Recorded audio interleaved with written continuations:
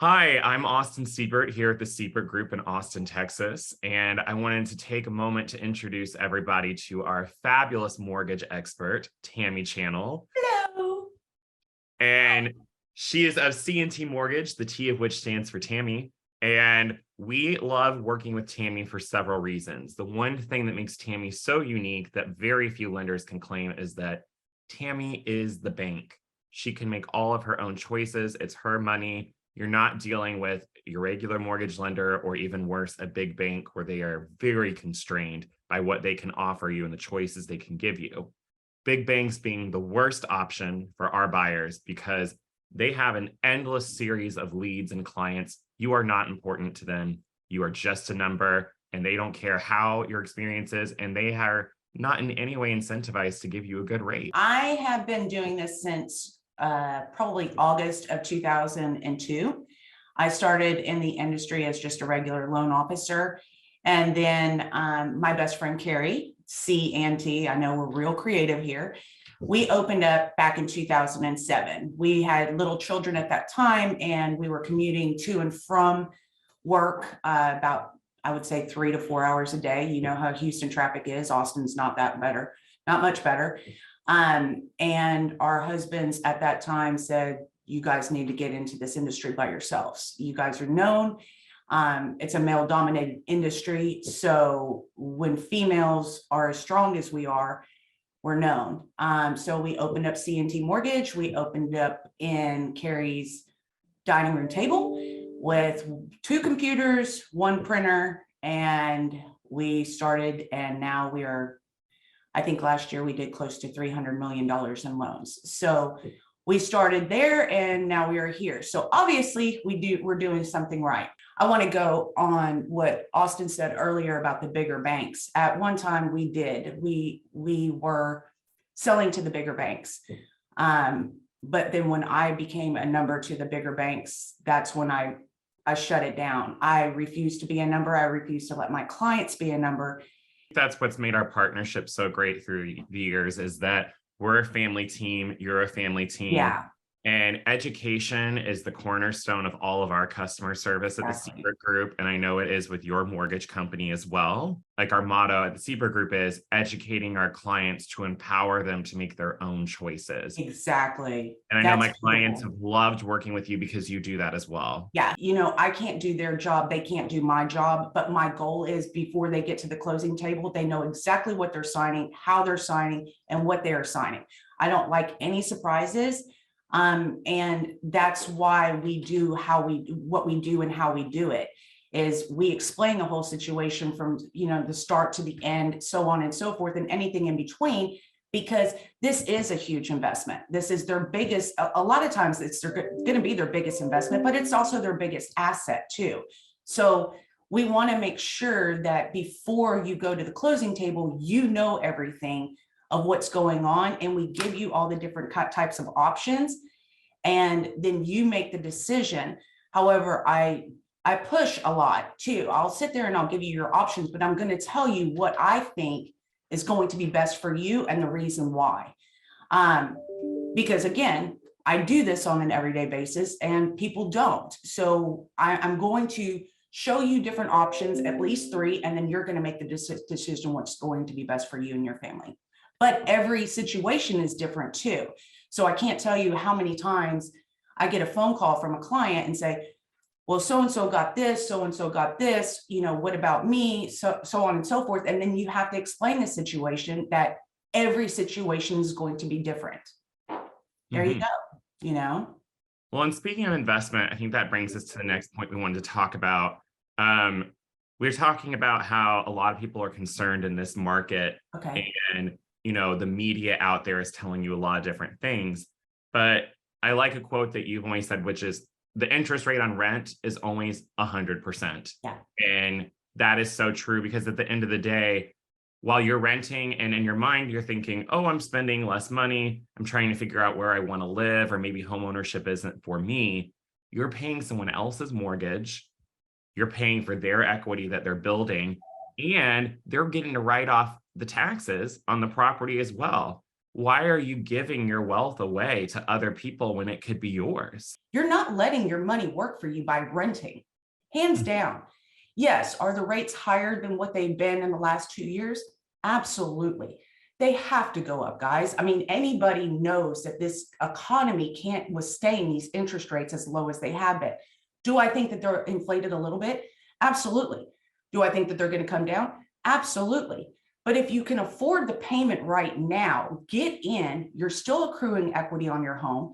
You're still getting the tax rates or the tax mortgage interest as a write-off. You're still getting your property taxes up to $10,000 as a write-off. And then when the rates come down, refinance. Absolutely refinance, because the housing prices, they're becoming steady, but they're eventually going to keep going up. I can't tell you how I do loans all over Texas. And I can't tell you how many states are coming in from California, New York, Oregon, Nevada, anywhere. They're all coming because companies are moving to Texas, which means it's going to keep driving up our prices one way or another. If you get in now, you still have the interest. It's still a write-off. You turn around, you refinance.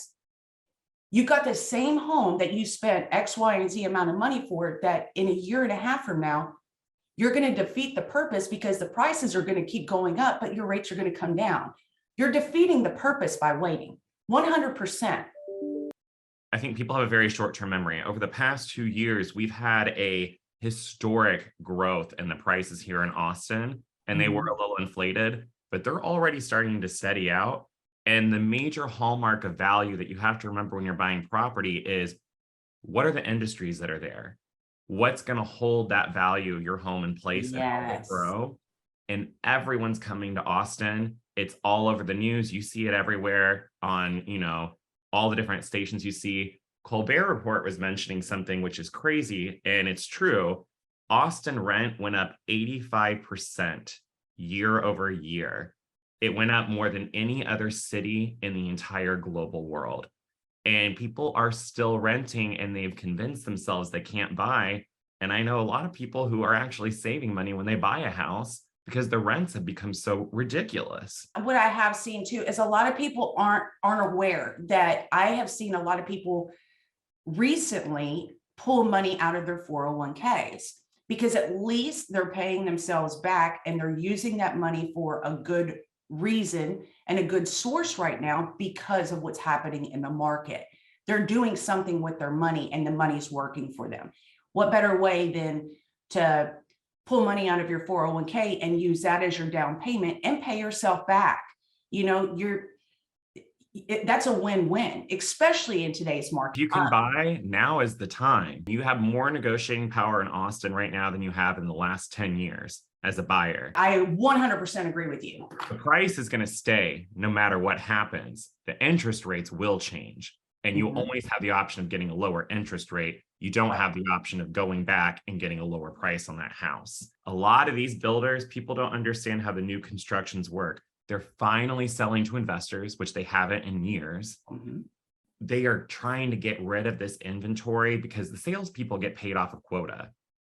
They don't care about the value as much. They need to get rid of these houses. They need to close them and they need to move on. If you're a buyer, this is your moment to get in. It's the buyer's market.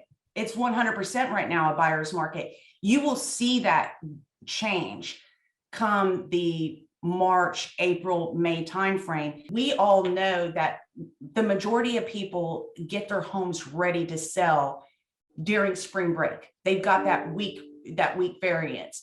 So they get their homes ready to sell. They turn around and they then start listing it. And the banks aren't stupid. We're going to start raising rates. Why? Because that's the heavy season. Okay. So anything that are your normal interest rates come Memorial Day, these rates are inflated 1/4 to 3/8% just because of the time of the year. People want in and out of homes during when the school is up because they don't want to up their children. They want to, the path of least resistance, and that's the time. So, and then when that happens, you have more buyers. It becomes a seller's market. So you're not going to get the same the good deals that you could right now. especially with the builders, like you said, they want them off their books. They need that inventory off their books. So I 100% agree with you. I definitely think that, the January, it's always a good rule of thumb. When it's the off season, banks know that people aren't thinking about buying homes during the holidays and the beginning of the year, the New Year's. People are waiting for tax returns and tax money, and they're doing New Year's resolutions. They're not thinking about, oh, I can pull money out of 401ks, whatever it may be, and get a jump on it. But once those rates come down, you already have something of value in the interim, still making good decisions by using something that you own. You own a little piece of the property and you're getting tax benefits for it. We have very, very little tax benefits anymore when it comes to your tax returns, just the normal people. And every little bit is going to help. And what better thing than mortgage interest? And your property taxes. And your property taxes up to $10,000. Yeah. Mhm. And it's huge, Hopefully they'll change that again, because taxes in Texas are much higher than most other states, but we don't have the state tax either. But we also have homestead exemptions, and people don't know about that. This is also one of the few states that doesn't have income tax. And Exactly. they are being very gracious to a lot of these tech companies coming in. And that is one of the major driving forces Yep. of why Texas is going to be leading the economy in the future. And you Right. see the numbers don't lie, as you always say. You can see it in all the data reports. You can see it in the sales. It's all there. And I think, my advice to everyone today would be, you need to contact Tami. You need to fill out your mortgage application and see what you're working with. It doesn't cost you anything to Right. know, and you'll have that knowledge. And then contact me and we can talk about the seasonality of the housing market, the seasonality of the mortgage interest rates.